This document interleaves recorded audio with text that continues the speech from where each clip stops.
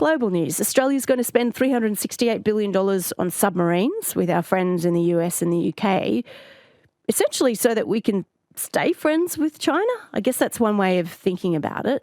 But understanding defence strategy has never been so public, so expensive and so important. And right now, the Prime Minister, Anthony Albanese, has in his hands a defence strategic review which presumably will be made public at some point, or perhaps some details of it. But there's plenty we could do right now to refresh defence. According to John Glenn, who's a retired Army officer, is now the Managing Director of Kiah Consulting. They specialise in defence industry consultation. John, good to see you. Welcome to Brisbane. Hi, Rebecca. Thank you. Give us a little bit of background on you, first of all. Where did you serve? Well, I had about 24 years in the Army, travelled the world. Some places had 5-star bedrooms, others had 5 stars. Probably the most exciting thing I did really was a bit over 12 months in Cambodia as part of the peacekeeping operations, which was instrumental in how I think about the world these days. I deal with the genocide of 2 million people. People like to tell you that I was part of the SAS, and I was, but I wasn't actually very good at it. They're amazing people, and I had a small sojourn there, so I don't talk very much about that. Mostly I was an IT weenie, ran communications and big projects. Humble to a fault then, I gather, is what I'm taking from what you've said there. So I'm interested that you nominated peacekeeping in the mix there, because what do you think people's perception of defence and the Army is in Australia right now? Because it's been so topical. Well, I hope of the military, the Army, Navy and Air Force, that the perception of them is that they're amazing, because they are men and women putting themselves out there doing astounding things every day, and operationally they are very, very good. And they represent Australia.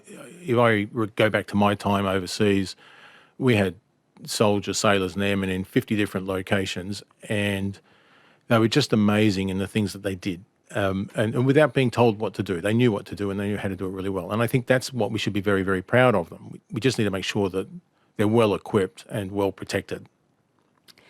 So 24 years you were in the Army, and since you left, what sort of areas have you gone into? Yeah, no, it's good. I went out into the consulting world for about 6 years, where I learned a lot of things that you didn't know inside the government, like how the share market works and how to make some money and how to lose some. Then I worked for a multinational internationally, so I ran a business across Asia and Japan for Hewlett-Packard for a few years, and then I kind of run out of interest of working for people, and so I started my own business because I couldn't actually find anybody I wanted to work for. But your skill set and your experience is so valuable, because I think, although it's an interesting time, in terms of how much the public is being told or drawn into understanding deals like submarines and whatnot, and then also the kind of the tradition or even the necessity of keeping cards close to the chest of those in defence. So let me ask you a basic question in terms of where we're at right now. What is the Defence Strategic Review that the Prime Minister has in his hands at the moment? So just to step it back a section, I think firstly your comment's very right.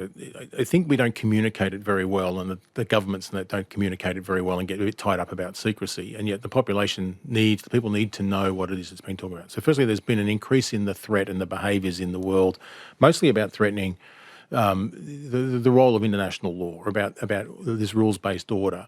And if I could put that in perspective, it's not probably that somebody's going to come and invade Australia, though that is a possibility, but they might stop our shipping. They might stop the fuel coming in, for example, because they want to apply pressure to do other things. So how do you defend against that? And how do you make that so unpalatable that they won't do it? So that's the thing that triggers the strategic review. And then when the new government came in, they said, well, all of this stuff is going on. We've got all of these big projects and programs. Is our posture right? Have we got the right number of planes and submarines? And are we in the right number of tanks and so on to meet the threat that we see coming in the future? And what do we need to change? And so the Defence Strategic Review is about rebalancing what the Defence Force looks like, and then saying these are the projects or the activities or the things that we need to buy in order to be rebalanced for the changing future. And then how much of that strategic review will then be made public? Because it seems counterintuitive for a nation to turn over that information to general, mods on the street, or indeed whoever's using TikTok in China. Right. So was it Churchill who said, democracy is the worst of all forms of government except all the other ones? Yes. Right?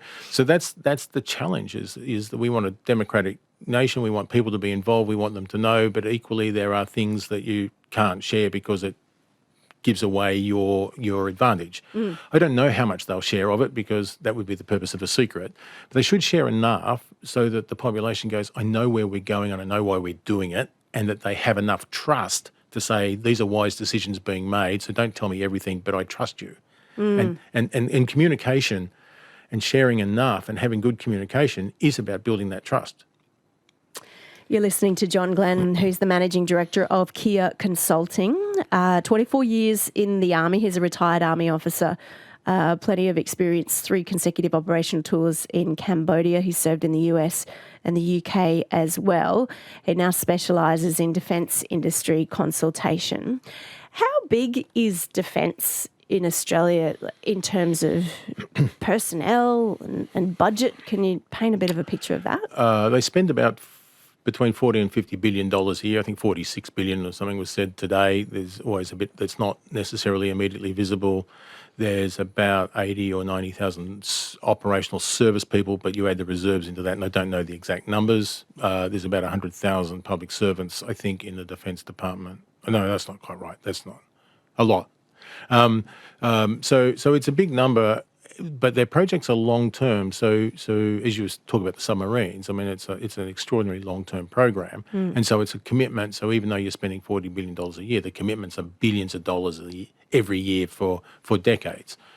So it's a big piece. It's about 2.6%, 2.4% of the GDP. I mean, it's a big piece of what we earn as a country goes into it. Necessarily so? Well, I think so. I mean, everybody says it's an insurance. And the question is, how much is enough? We probably, for many years, have lived with not putting enough into it. And now we're saying, oh, actually, we don't have enough of the things that we need to do, and we need to do a refresh. And so we're going to put more money into it now, having reaped the benefits of not putting it in for years in the past. Yeah. But again, when you bring into the conversation around the $368 billion submarine deal, and people are looking at the time frame and going, when and how much and why, and throw into that a former Prime Minister, Paul Keating, who has a kind of a candour that cuts through and resonates with some people, and then has others saying, well, hang on a second, you haven't been in power for 30 years. Do you have a view on the submarine deal, John? Yes. You can't see my eyes going, how am I going to say this? So firstly is understand the power of a submarine is it's got an invisibility cloak. So it's the ability to project power. It's not going to defend our nation, and they're not going to be lined up around the coastline and say nobody can get through. But they might make sure a port remains open, or they might stop the interdiction of shipping. Or because they're sneaky, they can get up close and listen to what other people are doing and see what other people are doing. So they're a very, very powerful weapon amplified by amplified by their invisibility cloak. So I think today we need submarines. I don't think that's really arguable in that if we want to be in this space and we need to protect our nation, have those eyes and ears and the ability to project force, then you need submarines. So then you go to the conversation is a conventional submarine good enough? And the answer is probably not. For a long time we lived on a dogma that says you can't have nuclear, and we've broken through that. And the reason that conventional doesn't work so well is just simply geography. It takes so long for them to transit, and they've got to pop up to the surface so often that they become visible. So their invisibility cloak is broken, so you don't want to do that. So that takes you to the nuclear answer. And the nuclear answer says, well, we could build our own and take it, and that will take forever. So the fast track is to buy some secondhand ones and get some experience at it while we build a capability of our own. So it is a huge leap. I think it's probably the right one. I'm not sure that it's the end game. I think we've got to get smarter, and the world will change with unmanned underwater vehicles and so on, things that can do things in different ways using different technologies that might surpass or complement submarines. But I don't see in the foreseeable future that submarines being not necessary. Okay, so if that's a 3-decade-long strategy, primarily in the domain of the Navy, what about the Army? What do you see as the demands or the strategic review requirements there? Well, I hope it's balanced, and there's a view in the military always that says you attack where the enemy isn't. So if you have a weak army, you can guarantee you're going to need a strong one, because that's where they will apply their influence or apply their power, and they'll attack. And so it needs to be a balanced force. And there's a great debate about whether we should have tanks and infantry fighting vehicles and those things. And I think it's a debate worth having. In my personal view, we absolutely need infantry fighting vehicles. I think that we could think about what we want to do with tanks, if that makes sense. And people won't know what the difference of those things are, right? So let me just tell you, because it's okay for me to say that. So tanks we all know about, big guns, big machines, absolutely manoeuvrable on the battlefield, huge power, noise, shock and awe, can't get them between battlefields, they're too big and heavy and so on. Infantry fighting vehicles is the progression of the infantry from when we have machine guns and barbed wire. They now a soldier actually can't carry all the things that they need to carry. And they can't be protected because of all of the UAVs and the artillery and the things that are going on. So you want to give them protection and mobility, and that's about putting them in a fighting vehicle that moves them around and lets them to fight. So it's the evolution. So I think there's no doubt that you need to provide the military, the army, mobility, and you need to provide it protection, and you need to provide it more firepower in order for it to be a balanced part of the overall force. You mentioned UAV, so it's an unarmed... unmanned aerial vehicle. Unmanned aerial vehicles. So a drone, essentially. It's a drone. Is drone the future of conflict resolution? Well, technology is, but technology is in that we'll apply all of these things. No one wants to put people in harm's way if they can avoid it. So they'll use technology to amplify what it is that they can do, their eyes and ears to look around corners, to be able to loiter, to hang around for a long time and to see things that are going on and to act on them. So more and more we're seeing these armed things. So they are part of the mix. Equally, though, there's never not going to be a human in the loop.